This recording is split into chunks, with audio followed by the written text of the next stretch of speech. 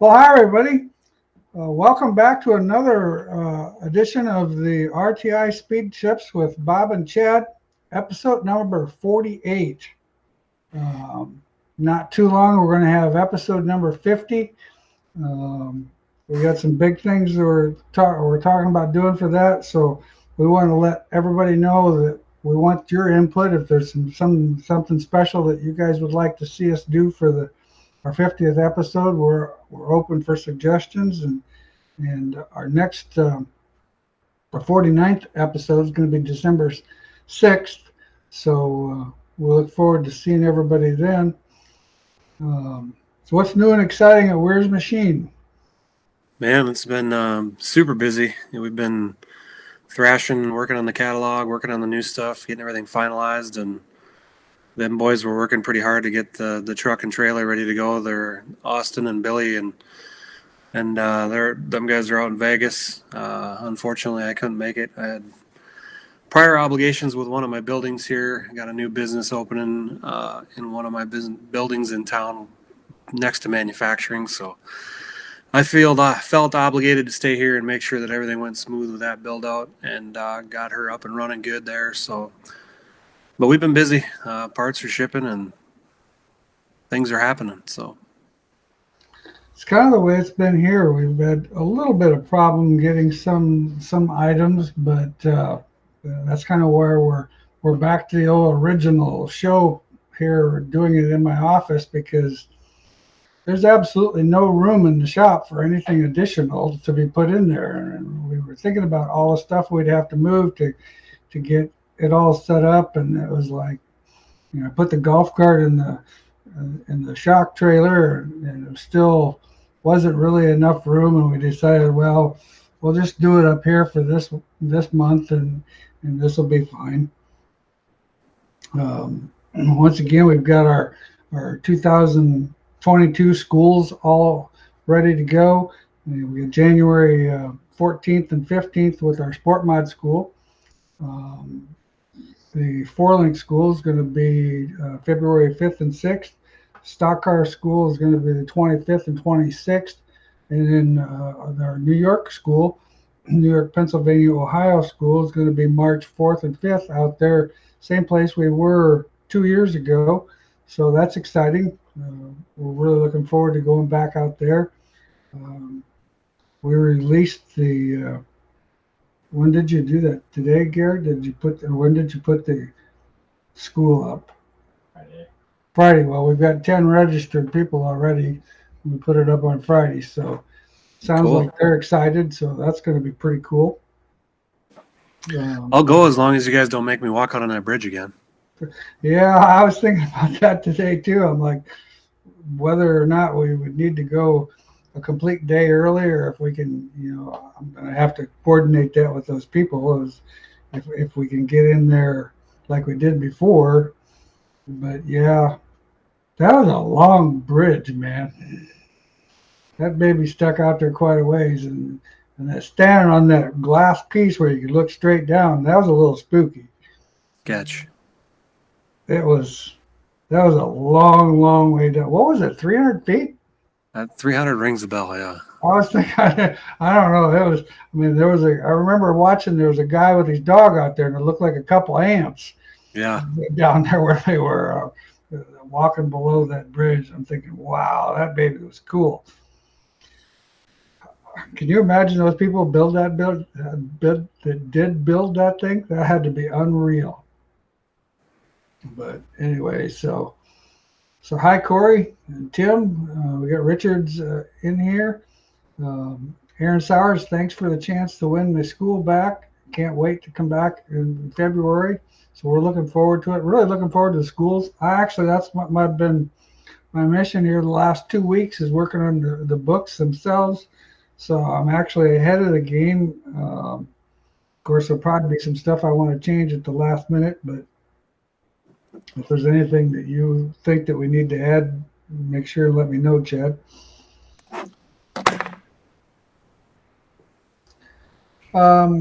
Question. Joey's got a question. Do you sell bare chassis? If so, how much are they? Actually, Joey, the way we've got to work it, because we buy them right from GRT, and so the chassis profit margin is not super strong. So the only way we can actually sell it is with a frame, body, and interior all powder coated and all together, and then with the front suspension on it, which that way we make sure that the car is good to go. And we would consider selling one in that kind of a box kit type format. You just have to call and talk to one of the sales guys about an actual price, because I couldn't actually tell you what off the top of my head. What's the hardest thing to get right on a slicked over racetrack? Well, what actually ends up happening majority of the time, and people have done this, and I've done it for years, is you tend to over tighten the car on a slick racetrack. What happens is you tighten the car up so much, then the car gets to the point where you roll in, going in through phase one, the car kind of has to break traction just a little bit. And with a slick racetrack, that's the thing. If you can at all possibly help it not to break traction and let the car roll on its own so you can ease up off the throttle getting on. That's probably the biggest thing that I see that's the hardest to get right, is people will go, oh gosh, we got to take all the stagger out of it, we got to do all this, and we got to put lead in it and all that, which that's all fine and dandy for a corner exit, but it can really hurt you, in phase one and phase two of the corner. And then what happens is if you lose phase one and phase two, I don't really care how good the car is coming off the corner. You're already a car length behind. Good evening, guys. On a Northern Sport mod, how much spring is too much spring in the right rear? Currently running a 225, but I still feel like it rolls over too much on the right rear. Has over 4 inches of shock travel on the shock indicator. Well, and one thing about, always remind, I can't stress the fact enough, the shock travel indicator on the shock absorber. Sometimes that might be a deal where it might hit that 4-inch mark where you come up over the hump and go on the racetrack. You actually got to really look at the actual dust ring on the shaft to see what your movement is. But in answer to your original question, we've got some guys on some Northern Sport mods that are running 250 right rears. In certain situations, I think that works pretty good. It really helps the car snug itself up getting into the corner. Works pretty decent in the middle of the corner, kind of holds the car up.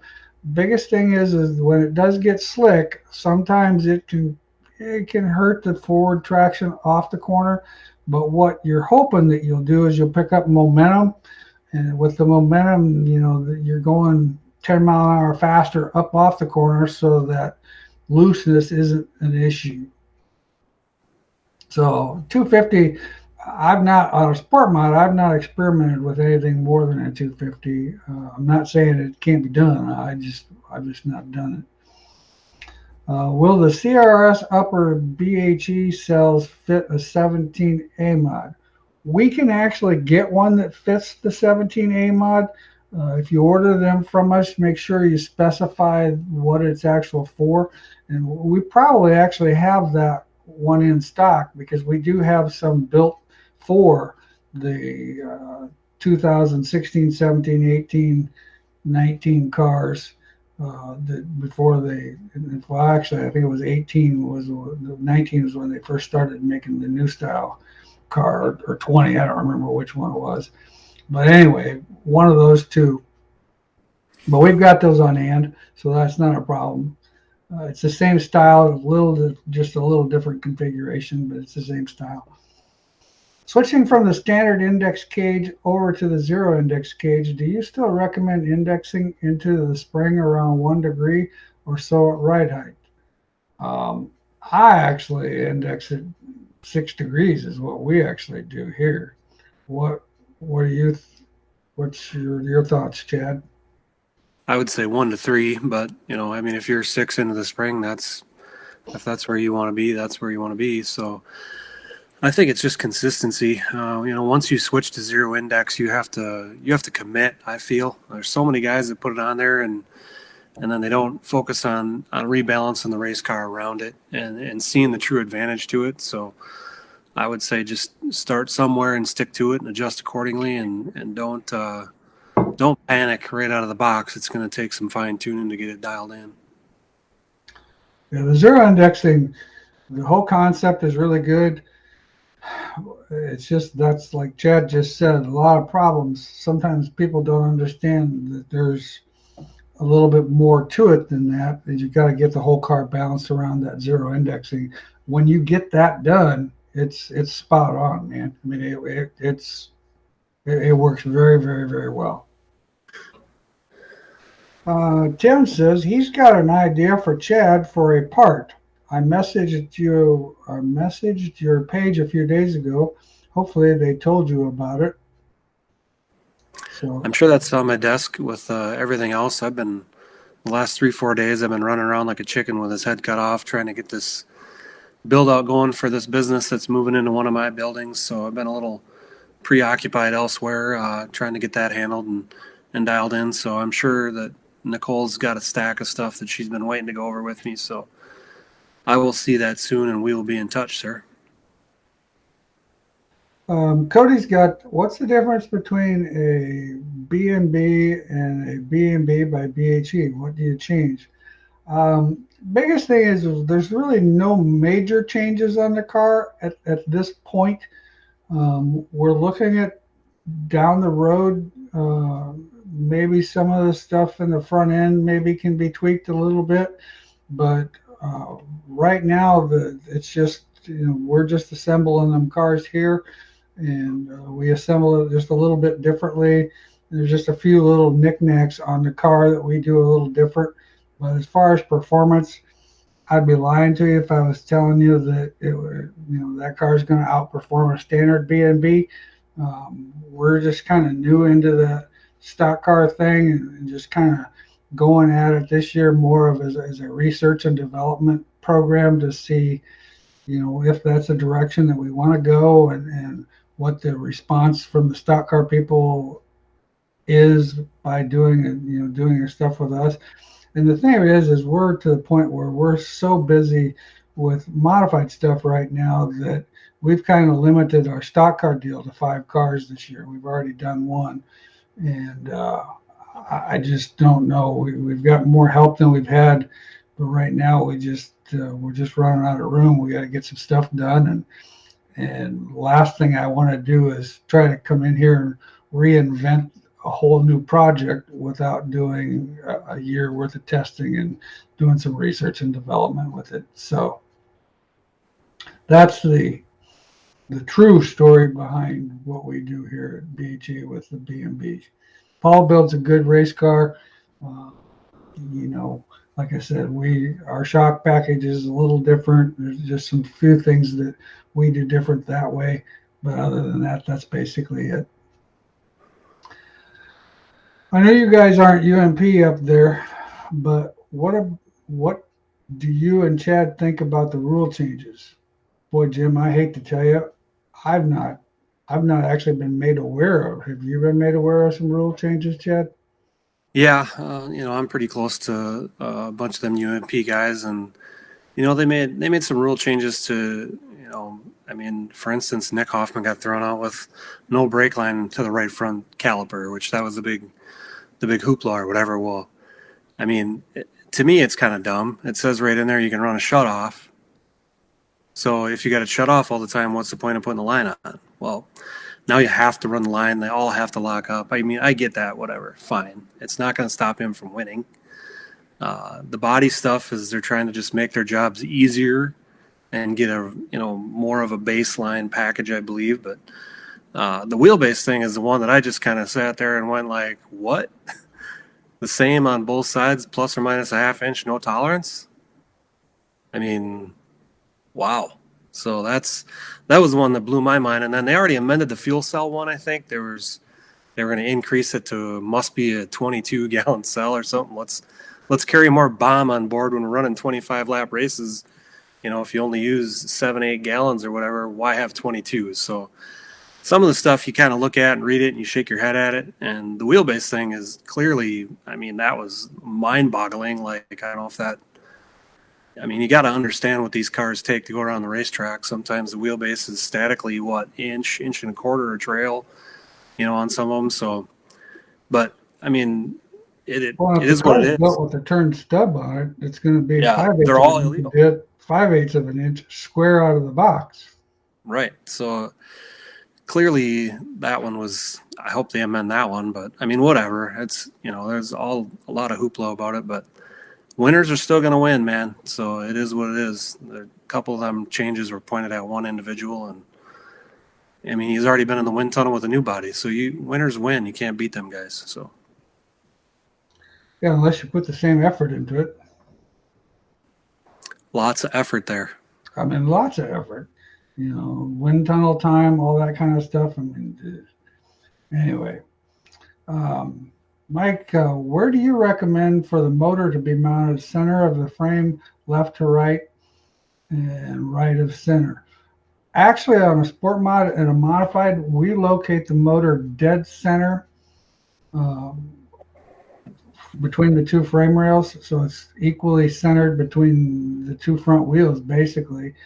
And then I'd have to actually look in my book, but to me, I was thinking that the crate motors, we mount those 13 inches above ground level to the center of the crankshaft. Don't hold me that. It could be 12, but I'm pretty sure that the standard motors, the open motors were 12 and the crate motors were 13 to the center of the crankshaft. So dead center, 13 inches above ground. Hey, Bob, I won one of your all's cars off of a raffle, and we're fighting a lax side bite and drive off. What would you suggest? We race in Georgia where it's dusty clay and where it's red clay and gets very dusty. There's all kinds of things that you can do. A little bit more Panhard bar angle to kind of help that side bite a little bit. You could go with moving the rear end slightly to, depending on what you have for wheel offsets, you could run, move the rear end to the left just a little bit. Drive off. One thing about, we shorten the wheelbase on the right side or lengthen the wheelbase on the left side. And I had an interesting conversation from a Bob and Chad question on the phone today, and he was talking about the fact that he had bought your new software for the 4-link software, and the way he was measuring his car and the way the software measured it, he was getting 3 inches of roll steer with the software and 4 inches by the way he was measuring the car. Well, we finally figured out how he was measuring the car compared to how the software measures it, so we got that all squared away. But the point being is I explained it to him, you got to limit your steer. You got to limit it a little bit with the chain, but still you might have to run some static lead in the car to compensate for the amount of steer that the car gets through the middle of the corner and up off the corner. So those be the two things that I would look at there, is just controlling some steer. Go ahead, Chad. Yeah, I mean, that's pretty spot on. The software also is it's a good tool. It's two-dimensional, so it's not ever going to be exactly what you see on the race car, but it's to help you learn what changes do and how they affect it. Well, and that's kind of what I explained it to the guy today, that I said, there's going to be certain portions of it that are going to measure a little different on the actual car, but the concept is going to show you, if I change this bar from a 14-inch bar to a 15-inch bar, what it's actually going to do, and it's going to show you the timing of that aspect and everything. And so he was very excited and was really thrilled about working with it. And like I said, he was just confused for a split second there, and I explained it to him that the difference of how you're measuring it in a static situation or dynamic situation on the car compared to the software is probably going to be a little bit different, but it's the concept. Does raising the left rear lower bar on an A-mod put more drive into that tire as well? What are some of the good setup tips on high bank bull rings? That's all we have out here in California. I appreciate both of you for during the show, and you've helped me a ton.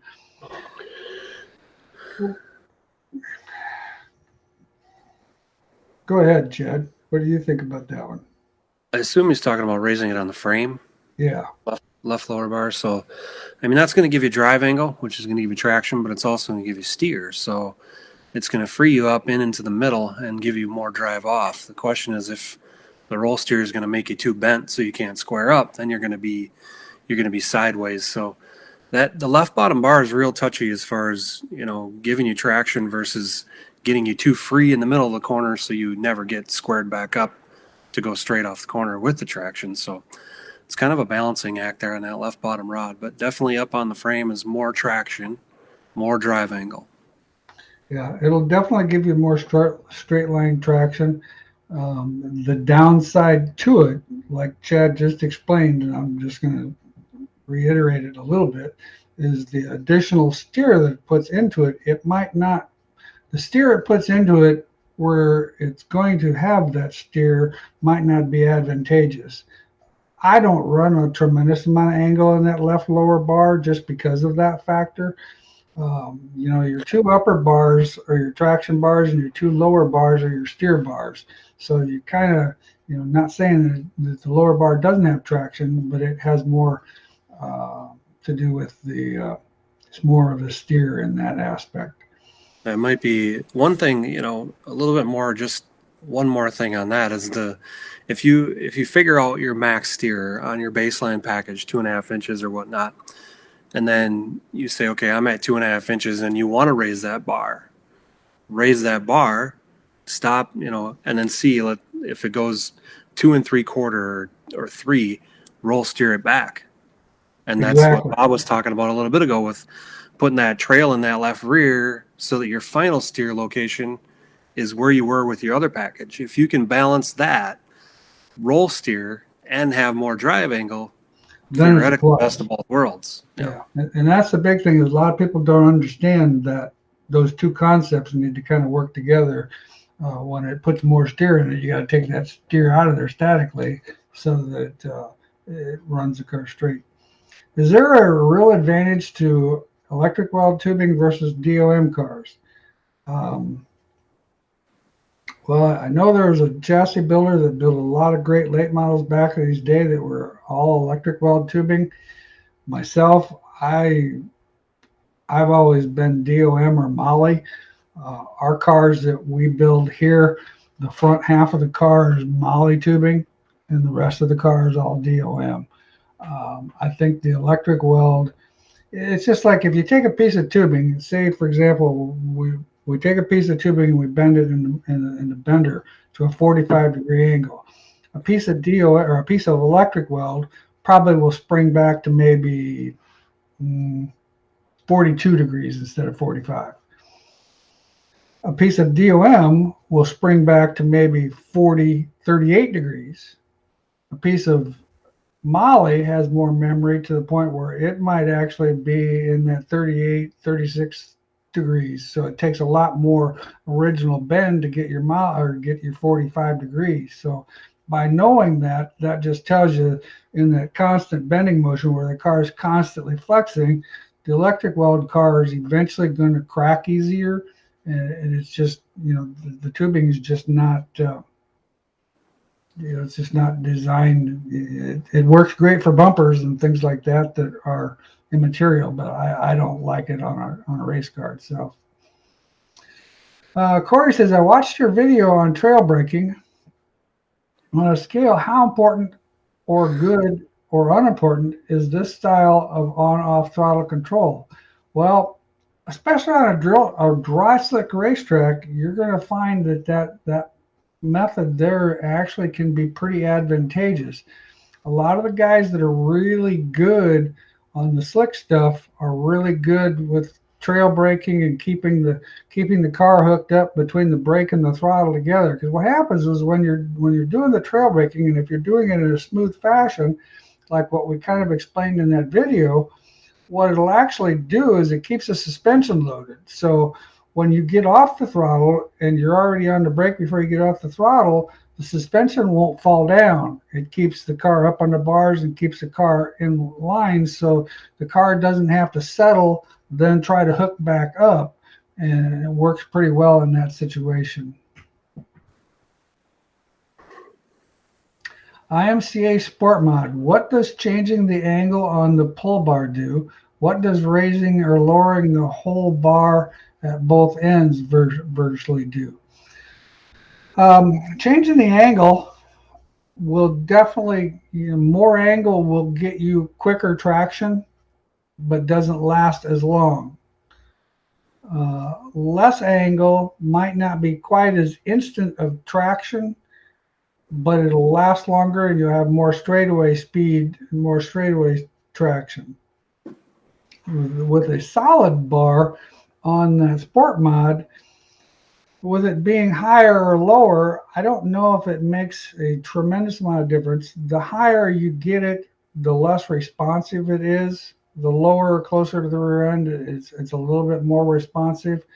So with that being something that's a solid link, I'm not completely convinced it would make a tremendous amount of difference if you lowered the whole bar up or raised the whole bar up or lowered the whole pull bar. Angle is the key. 15 degrees to 18 degrees angle is pretty standard. Shorter pull bars need a little bit more angle, but the problem with it is, unless you're on a real short racetrack, your traction comes in quickly, but it goes away fast too. So like on a half-mile racetrack where you've got a lot of momentum, 15-degree bar. In fact, we had guys this year were running 10 degrees, pretty flat. Greg, what's your recommendation on a right front? Softer shock or spring or both? Right front shock snaps the shaft. It started turning better when it snapped the shaft. Well, depending on the compression of the shock, keep in mind a shock absorber is a timing device. So what it does is it regulates the timing, and you can either increase the timing by a soft valving or you can decrease the timing by a stiffer valving. So it kind of depends on what stiffness is. The spring actually regulates how much actual movement. And a lot of times what a guy will do is run a softer spring with a little bit stiffer shock so that the spring gets you the movement, but it gets you down into the corner a little bit further. So in your situation where it snapped the shaft on the shock and the car got better, would lead me to believe that the car probably wouldn't mind a little softer compression shock absorber. We've built them all over the board, just depending on the setup that the guy wants. But that's what I would say. If it snapped that shaft and it started turning better, that's just saying that it's getting on the right front faster than it was with the shock in full function. When you're running the Swift TH spring on the right rear of a Sport Mod, do you make a shock adjustment as well? I've also seen some local cars running this spring on the left rear. Why would anyone do this? Well, I can't actually answer the question why they would do it on the left rear at all. That spring there's a lot of good things to that spring, and then there's a lot of things about it that make that spring a little sensitive. So I think the shock absorber probably would be a little bit more crucial, but I don't really have a tremendous amount of knowledge to back it up because we've not experimented with that spring on the right rear of a Sport Mod. I know the stock car guys, a lot of stock car guys run that spring. And with that being said, on the stock car guys that run that spring, we've not done anything different on the shock absorber.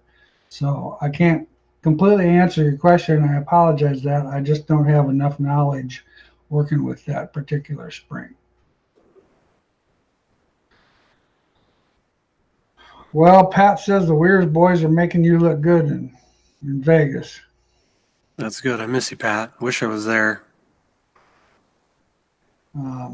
On the Penn, Ohio type stock car, what areas would you look at to improve the car's ability to turn in phase 1 and phase 2?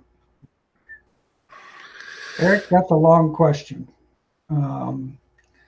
Biggest thing I would do is just making sure that, a little softer right front spring to get the car into phase 1 and 2 better. Like we talked about with the shock just a little bit ago, maybe a softer spring, stiffer shock might work good. It kind of depends on what the problem is that you're having, if the car's too tight or if the car's too loose. So feel free to add to that on when you say what areas would we look to, where do you think it needs to be improved, and how does it need to be improved, and maybe I can help you a little bit more. So, well, once again, episode 48. Remind everybody that we've got the 2022 schools all online, so the tickets can be sold online. They're available at the racetechinfo.com. Sport mod class, once again, is January 14th and 15th. The 2-link class, I mean.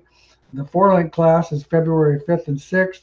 Our stock car class is the 25th and 26th of February.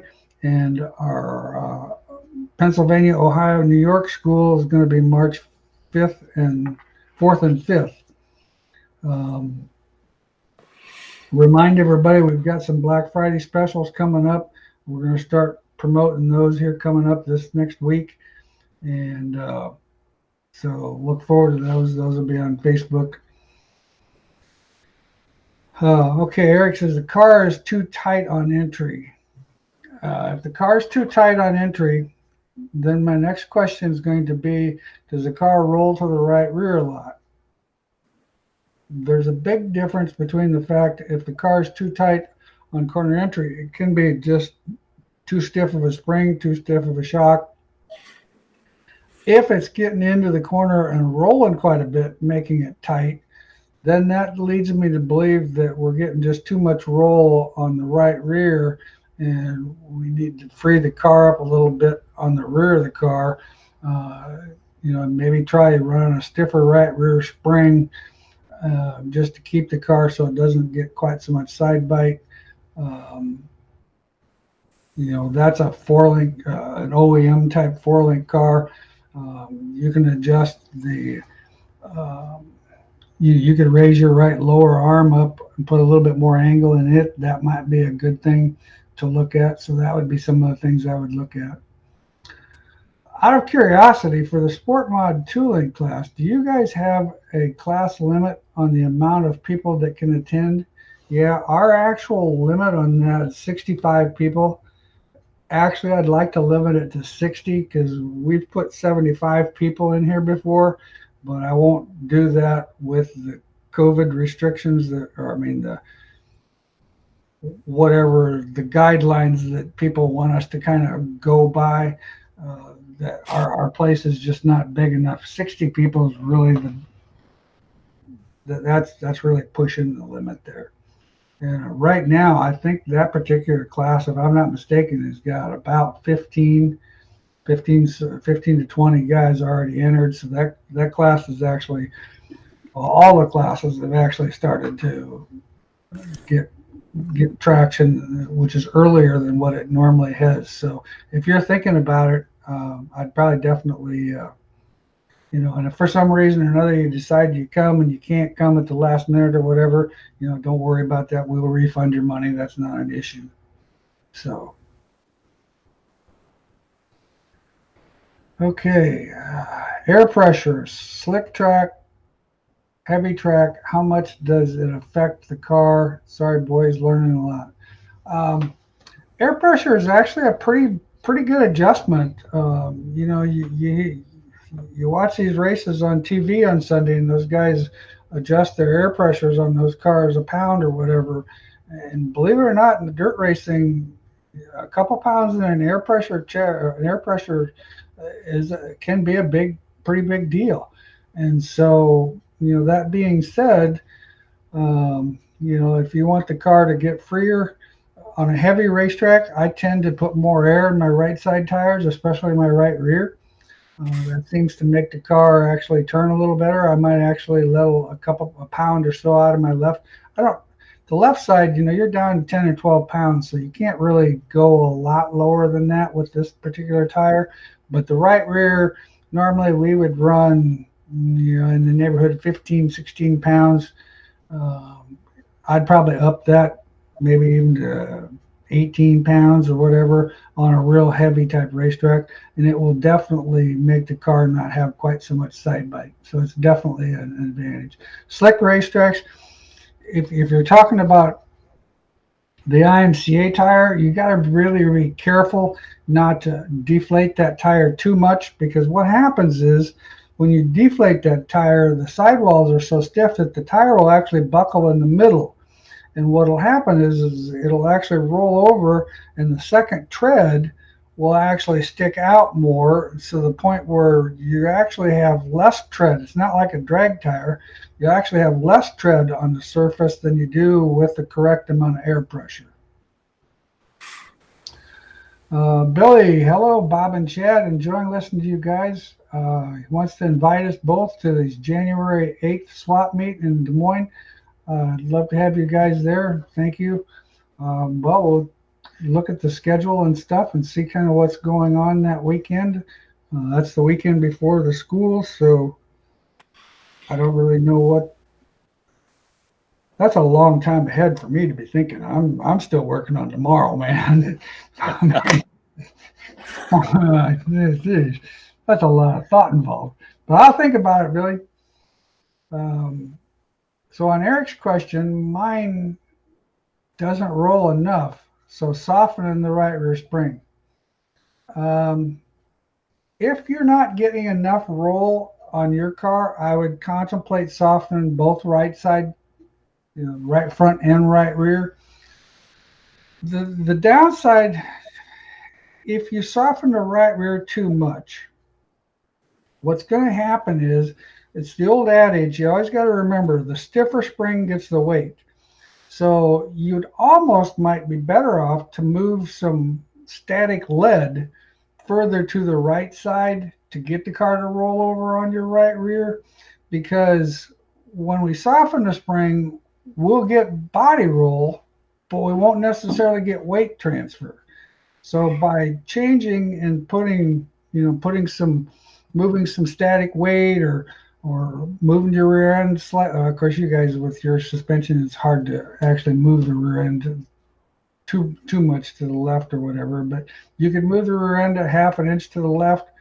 I don't think that would get it too out of line for you. That would definitely help tighten the car up getting in. Maybe if you're running 3-inch offsets, try a 4-inch wheel with a half-inch spacer, so you're sucking that right rear end a half an inch would be a good thought to do. But before I soften that spring, I would try moving some static, weight somewhere in the car and try that first. Okay, sounds good. I appreciate it. Response. Looking forward to seeing you guys, learning from you guys at the class. Yeah, G60. I thought, Corey, I was pretty sure that you were a G60. That's the thing. You just got to be careful. If you go too low on air on that left rear, when I see those guys got that left rear and it looks like it's a drag car because it's about half flat, it's a big mistake on their part, because what happens is that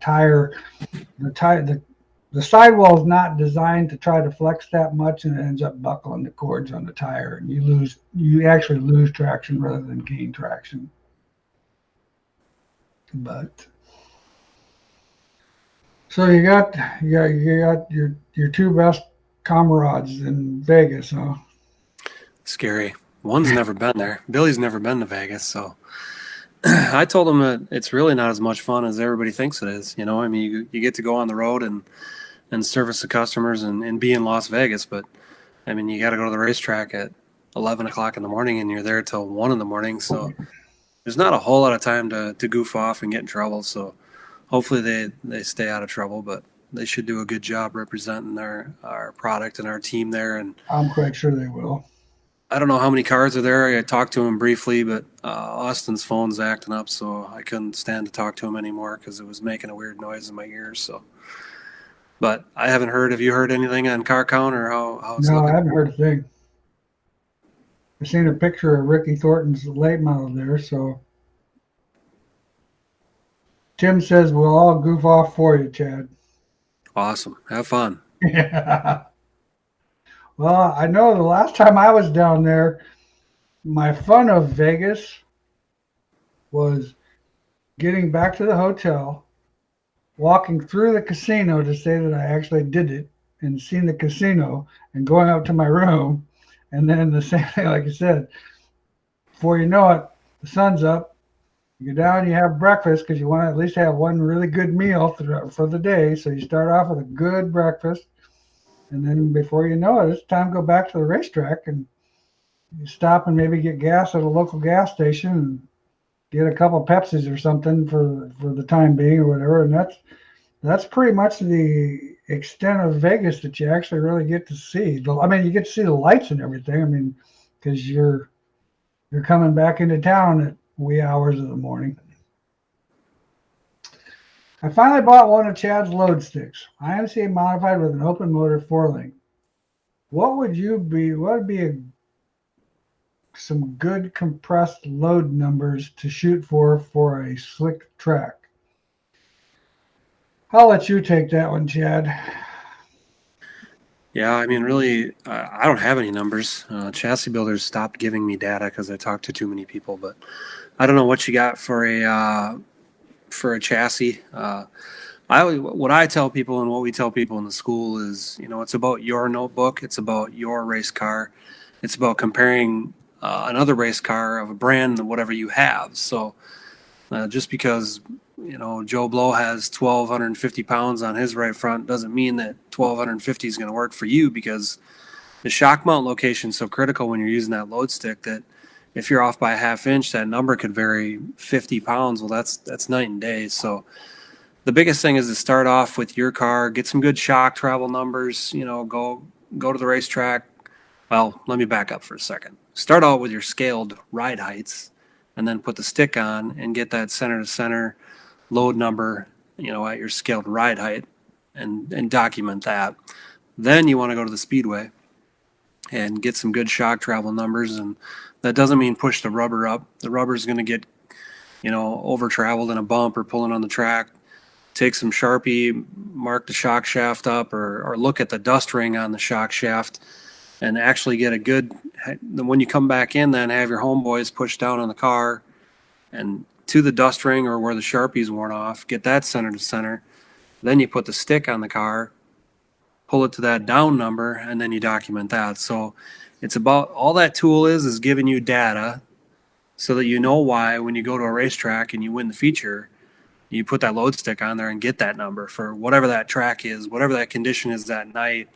That's how you're going to get better and learn how to win races with that stick is analyzing each race night. If it is the same brand car, your chassis builder might have some numbers to go off of, but it's about you building that data for each racetrack and knowing what you need to be when you go there. If it's dry slick one night and you had 1,250 pounds and you won the feature, I want to know that 6 months from now. I want that in the notebook so I can replay that in my memory and go back and say, well, we're terrible tonight. And you put the stick on and you're at 1,150. Well, you're 100 pounds off from where you were the night you won. So the load stick is you can't just hear that Ricky Thornton's got 1,250 pounds and put it on your car and win a race.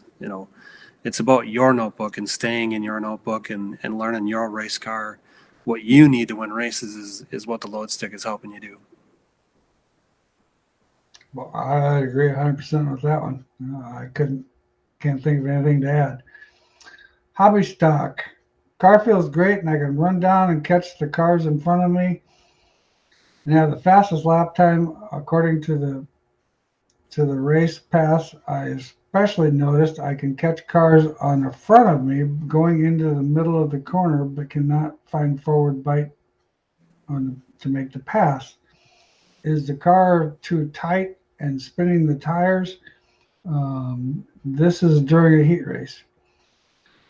Well, Alex, there's a pretty good chance that you might find that if you might be actually overdriving the car getting into the corner, and that's why you're catching them, because they're actually checking up and then they're letting their car settle in to the point where by the center of the corner it's ready to go forward. Your car might be to the point where it's going in so hard that you're upsetting the car, getting the car rolled over on the right rear, and then there's no load left on the left rear to try and get you up off the corner. I would try backing my corner up a car length or so and let the car more momentum rather than charging the corner quite so hard. I like the Sharpie idea. Totally makes sense. Yeah, that's one of the things that we learned that years ago. You take some thinner with you, and everybody's got a little bit of lacquer thinner for cleaning parts or whatever, or brake clean or whatever your case would be. Wipe that shaft down good, and then just color that baby with that Sharpie, and you can see. You'd be surprised that the Sharpie, you'll see the fade to the point where it's running and where it's not been running. So it works good. And that, like I said, and Chad said, I mean, it's you kind of, there's not a necessarily magical number unless your chassis builder's got a magic number, but what it works the best for is for tuning your car and learning what you can do with it, and it's an amazing tool. I would hate to go to the racetrack without one. Yeah, like you said, watch your own bobber. I completely agree with that. Makes complete sense. Thanks, guys. Look forward to using the tool in the season. Well, we're up on getting close to that 8 o'clock time. We've got a few more questions. We've got some time for a few more questions. The off season's coming up soon, and we've got guys down there racing in Vegas this weekend, and then pretty much everything's pretty well almost done after Vegas. And then it'll be time to do your off-season maintenance. And what I'll do, I'll just actually go through. I've made a checklist here for off-season maintenance. One of the things that, and I kind of grouped it into different categories, but one of the things is take when you get done with the season, take your car completely apart and inspect the frame completely. Make sure that there's nothing bent. Refer to your pre-season measurements. Check for all the welding and all the tubing so there's no cracks in the cage, the center, down there by the X in case you lost a drive shaft or something like that. Motor mounts are another good place to check. There's a lot of torque in the motor, so a lot of times they'll get cracks in them and bars will crack. Fuel cell brackets, pan bar mounts, pull bar mounts. Well, check that stuff over very carefully because now's the time to actually be able to do it when you've got time. Suspension. Check over your spindles, your ball joints, your control arms, your heims, your tie rods. Just go over all that stuff because this is the time where you've got more time now than you've got money, and go through all that stuff and check and re-grease the Zerks if needed.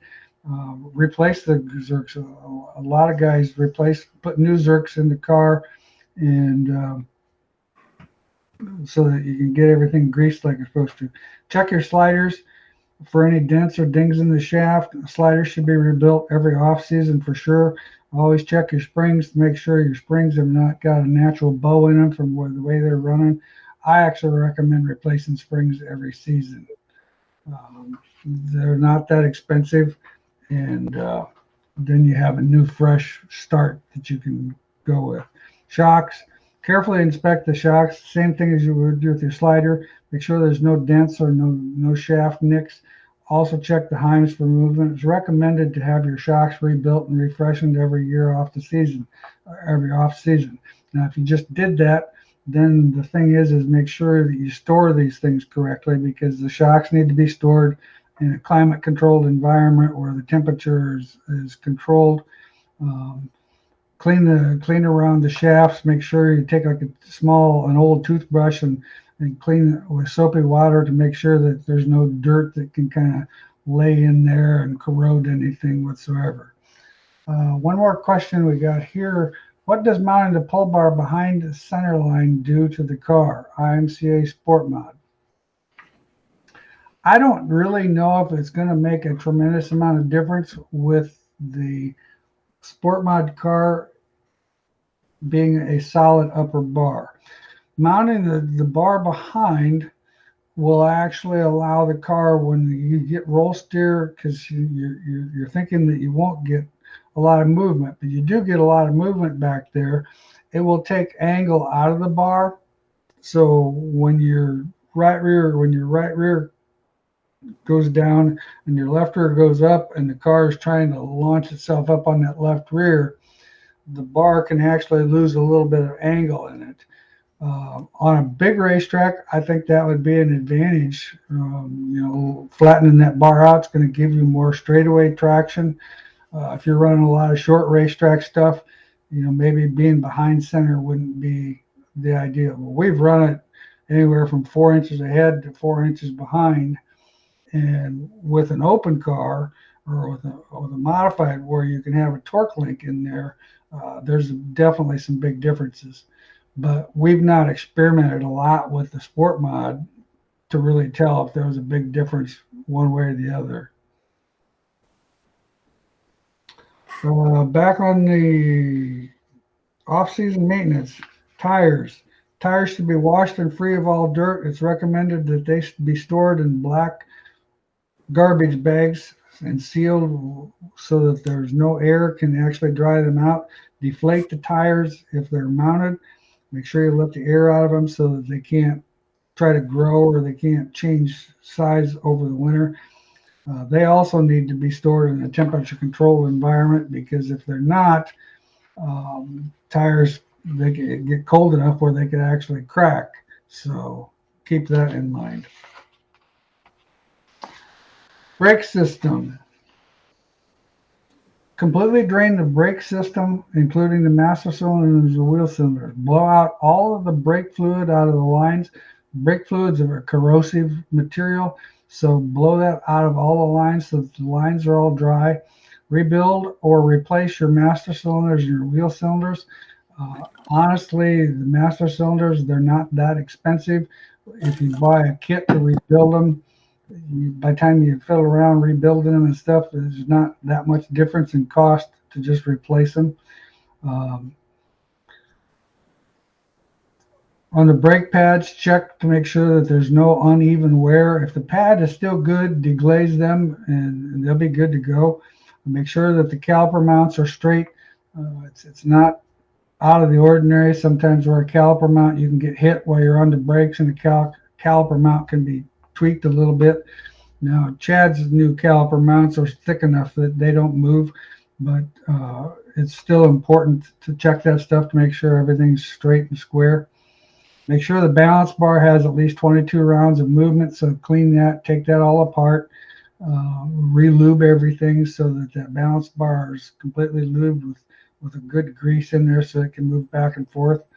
Measure your rotors for thickness and replace them if needed. Check the wheel bearings and replace them or repack them, depending on. This is also a good time if you don't have the low friction bearings, and if you don't have the bearing spacers, this is a good time to upgrade to that stuff. Fuel system, very similar to the brake system. All the fuel needs to be drained out of the system. Clean all the fuel lines and fuel filter.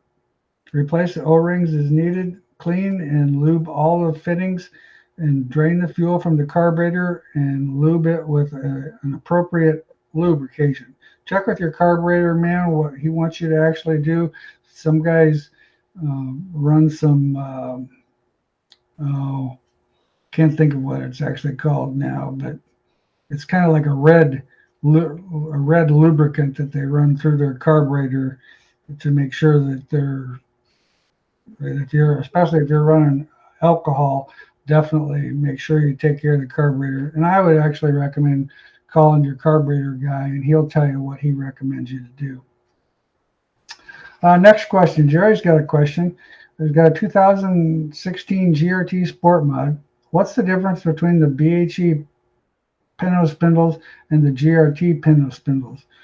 There's absolutely no difference in those spindles. I don't know how GRT reams them. Ours are all reamed in a mill, so the reams are square and straight.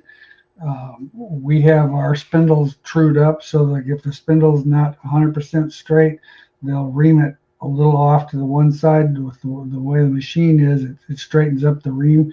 And I don't know. I'm not saying, I have no idea how GRT actually does it, but as far as I know, there's really no difference in the two spindles. Ours, I can guarantee you, are true. That is all I can say. Back on the off-season maintenance, electrical. Here's the opportunity to thoroughly inspect all your electrical wiring, switches, and connections. Replace anything that is loose or cracked. Replace connections to the distributor with new ones. Use a Scott Bright pad to clean all the electrical connections. Unhook all your ground connections over the winter so that no condensation can affect the grounds over the off season. Make sure the battery has a full charge in it, and then store it in a climate controlled environment. Safety equipment. Once again, this is the stuff that's saving your lives, guys. So we need to take good care of it too. Remove and clean the seat belts and store them in a dry temperature controlled environment. Check for any excessive wear or replace them if needed. Completely check over the seat mounts for any cracks or whatever. Repair anything that's needed. Replace the protection foam if needed. And what I'm saying by the protection foam is, the foam that goes on the bars above your head and beside your head. That stuff isn't necessarily super duper high quality, so it's pretty inexpensive to put new on there and start the year all fresh with some good stuff. We're going to be doing for the RTI Knowledge Center, we're going to be doing an actual video of this type of stuff and going through that stuff here pretty soon. So that's one of the things that we've been working on. Anything else that you'd like to add, Chad? Well, the rear suspension, I don't think you touched on the suspension cages, but you'd unhook all the 4-link rods and put your hands on that suspension cage and spin it around and feel the bearings and rock it side to side and see if everything's good there. And if everything feels good, then I would just take it off the car and clean it up. And hopefully you don't have a rusty axle tube. This would be the time to clean that all up. And if you got to replace the bearings and, clean that tube and then put that grease on there when you reinstall that suspension cage back on there as your water barrier with some thick wheel bearing grease in between there. Pinion seals is one we always see. It seems like at the beginning of the year, we have so many people that order pinion seals because they leak. They sit all winter, and if your car is not in a heated garage, that seal can get compromised. So the quick change rear end pinion seal would be another one to probably just put one in. I think they're, what are they, $9, $10, something like that. They're not too expensive. Just like the master cylinders, these things that don't cost you a lot of money can save you a DNF when you're leading 1,000 to win. I know everything costs money, but some of these little things are the ones that eventually bite you. So maintenance is what wins races. I know you preach it in the school, and I preach it to the people that call here is, you can buy the next cool gadget and think you're going to win a race, but you're getting beat by a guy that has this stuff absolutely unbelievable, bind free, and it's just perfectly in perfect working condition is huge, So maintenance. Well, it's been numerous times I've seen people that neglected their brake system over the off season, and they'll go out the next year and next spring, and they'll fight a month chasing a brake problem, and when you think about it, let's just say it costs you $200 a night to race. Now, I don't know what it costs, but I'm just guessing that on an average, that's probably, if I want to go to the racetrack with my race car, it's going to cost me $200. Well, if I go there for 4 nights, that's $800 plus the amount of frustration that I would have spent, and maybe what it cost me and my lack of my finishes, and my points weren't good, and blah blah blah blah blah.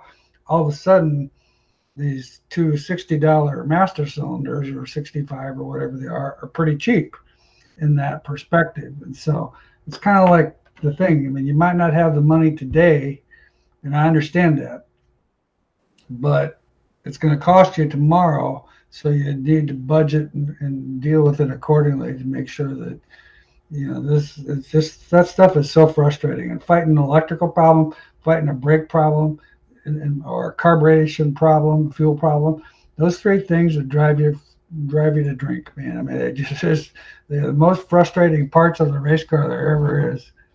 And normally, and that can all be avoided in this off-season maintenance. Did you see? Well, we're up on the 8 o'clock hour. Go ahead, Chad. Did you see Nick's question about the tied helix right rear? What's your thoughts on the tight helix? To be honest with you, I don't have a lot, Nick. I don't have a lot of information about that. At Super Nationals, I had an A-mod racer that had it in. So he back-to-back a 225 tight helix with a standard 225, and there's absolutely no difference. I mean, the tight helix thing, I can see if you're traveling to get to that coil bind position where it's going to increase that rate and get progressive. But if you're only getting 2 inches of shock travel and it's 225 pounds an inch, if you're not building that rate, then there's no change there. So all it is a really heavy spring at that point. So it depends on how far you're traveling that. And I don't know what kind of car you race, Nick, but if you're just, if you're getting minimal shock travel, that's going to be the key. That tight helix needs quite a bit of travel to make it do its thing. So, and I think that there's rumors that some of the sanctioning bodies are not going to allow that spring next year. I don't know that for fact. It's just talk. But anyway, all right, guys, another great night. We appreciate all the questions and appreciate all your input that you guys have had. And once again, think about our 50th episode coming up, and if there's some ideas that any of you might have when we do that, let us know, and we will try to put something in place for that. We'll try to have a special night that night. So you guys have a great week, and we'll see you again December 6th, same time, same place. Thanks, Chad. Thank you. Thanks, everybody.